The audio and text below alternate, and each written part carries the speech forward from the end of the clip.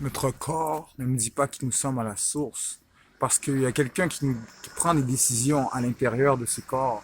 Quand on s'exprime, on parle pas à la troisième personne, ok? On parle à la première personne. Par exemple, si on dit je suis heureux, on dit pas mon corps est heureux, on dit je suis heureux. Donc, qui est ce je? C'est ça qu'il faut se poser comme question. Quand on réfléchit, quand on se parle à nous-mêmes dans notre tête, d'où vient cette voix si on n'utilise pas notre bouche? Surtout avec quelle oreille on entend. Tu sais, si on ferme les yeux et on s'imagine le visage de quelqu'un qu'on aime, avec quels yeux on voit si on a les yeux fermés. Tu sais, c'est ça que... C'est ces questions-là qui nous mènent à réaliser qu'on s'est créé un alter ego pour survivre en société et qu'on a mis de côté l'essence de qui nous sommes, qui est du domaine spirituel. Donc, pour guérir, il va nous falloir de la spiritualité. Et pas n'importe quelle spiritualité. Allez voir Parasite ou Prophète.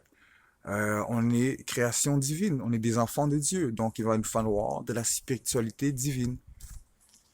Et la spiritualité divine, on n'a pas besoin de faire partie d'une religion. On n'a pas besoin de faire un culte ou un sacrifice quelconque ou un rituel.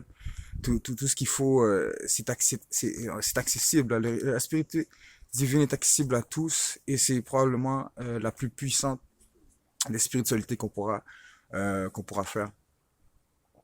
La spiritualité divine, c'est quoi, selon moi? Premièrement, le pardon. Se pardonner et pardonner aux autres. Le pardon, c'est donner la chance de vivre des choses nouvelles sans laisser l'amertume et les regrets du passé, apprécier les moments présents. C'est se libérer des mauvaises énergies qu'on traîne pour pouvoir apprécier les bonnes du présent. Et c'est aussi décharger euh, son prochain de culpabilité ou de poids trop difficile à supporter si dans des situations conflictuelles intenses. Ça ne peut que nous faire du bien, le pardon.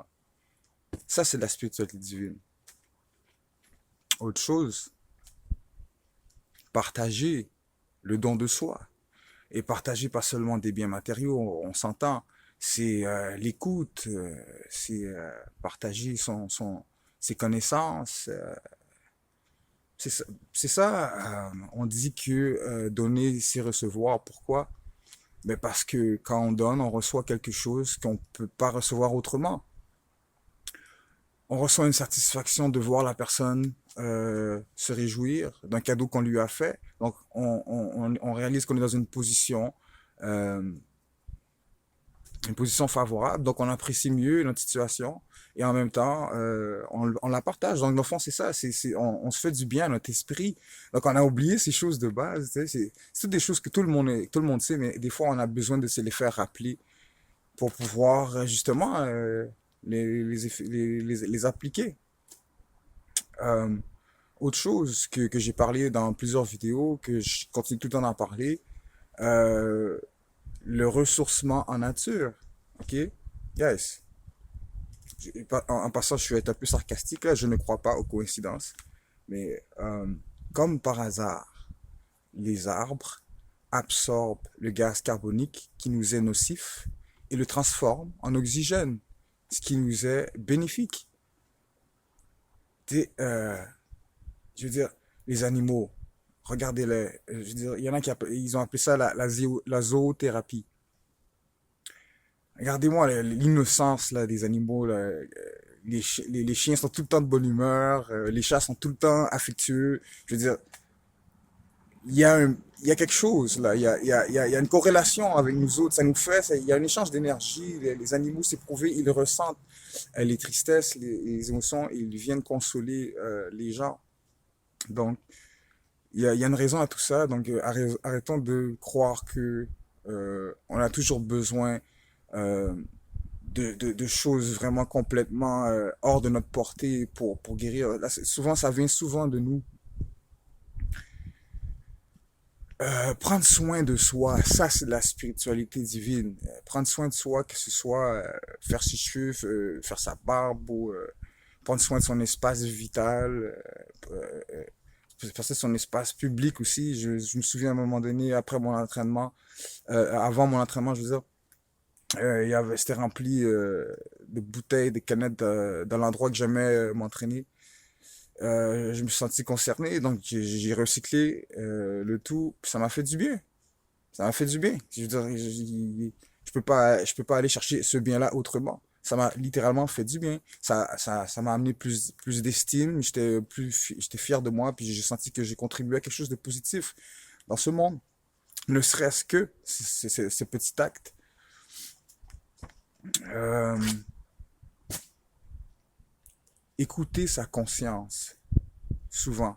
Parce que notre conscience, elle est là pour une raison. Vous vous souvenez le petit signalement, clignotement là, qu'il y a sur le tableau de bord? Ben, la conscience, ça, un de nos très précieux signalements à notre tableau de bord, à nous, qu'il faut faire attention parce que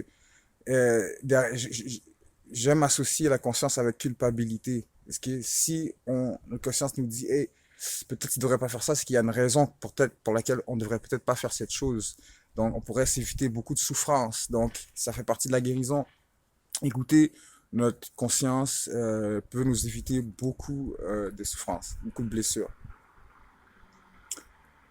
Prendre soin, bien évidemment, de tout ce qu'on va absorber, tout ce qu'on va intégrer, tout ce qu'on va ingérer.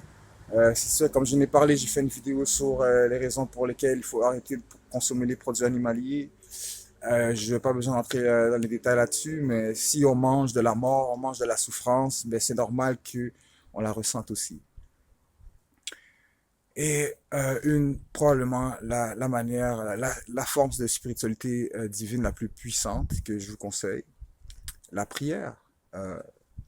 Ceux qui croient pas en Dieu, comme je vous ai dit, il y a des documentaires sur YouTube qui expliquent scientifiquement l'existence de Dieu. Je vais pouvoir peut-être même en laisser un en dessous de la vidéo pour ceux qui sont intéressés. Mais, tu sais, on est en quelle date? 2021? Basé sur quoi? Basé sur la naissance de Jésus-Christ. L'homme qui est venu parler de Dieu, de paix et d'amour, qui a changé l'histoire du monde à un tel point qu'on a décidé de dater notre civilisation à sa naissance. Et on pourrait pas se permettre de remettre en question. Peut-être que oui, Dieu existe. Donc faites vos recherches, c'est très important. Donc la prière, et pour ceux qui sont pas habitués de prier, moi je crois que si on parle à Dieu sincèrement, il nous écoute. Mais si vous n'êtes pas habitué, je vous conseille la prière que c'est ma préférée pour la guérison. Je crois que c'est la prière de guérison, mais on appelle la prière de la sérénité. Si vous la connaissez pas, c'est celle qui suit. Mon Dieu, donne-moi la sérénité d'accepter les choses que je ne peux changer et la force de changer celles que je peux, mais la sagesse d'en connaître la différence. Désolé pour. Donc c'est ça, c'est une prière. Vous pouvez aller la googler, je vous la conseille vraiment. Et dans le fond, c'est ça. Avant de quitter, j'aimerais vous conseiller pour la guérison un documentaire qui s'appelle Humain. C'est un documentaire qui m'a apporté beaucoup de guérison et une manière de voir les choses vraiment beaucoup plus objective et beaucoup plus réalistique de ce qui se passe dans le monde. Dans le fond, sans vous spoil, c'est un regroupement de témoignages de personnes de toutes les nations dans le monde, okay, qui partagent leur vision de la vie, de l'amour, de la mort. Puis c'est très touchant, c'est même drôle aussi, mais c'est les personnes qu'on entend jamais, qui ont souvent même pas accès à la technologie. Donc c'est très intéressant d'aller écouter ce qu'ils ont à dire sur la vie. Allez le voir. Et c'est long, mais écoutez-le au complet parce qu'il y a même des enfants soldats qui parlent. C'est ça vient nous remettre en question souvent sur notre propre souffrance. On se dit, ben peut-être que je suis un peu plus fort que je pensais finalement. Tu sais? C'est de toute beauté ce documentaire. Donc je vous le conseille fortement. Allez-y. Puis en tout cas, merci d'avoir écouté. Salut.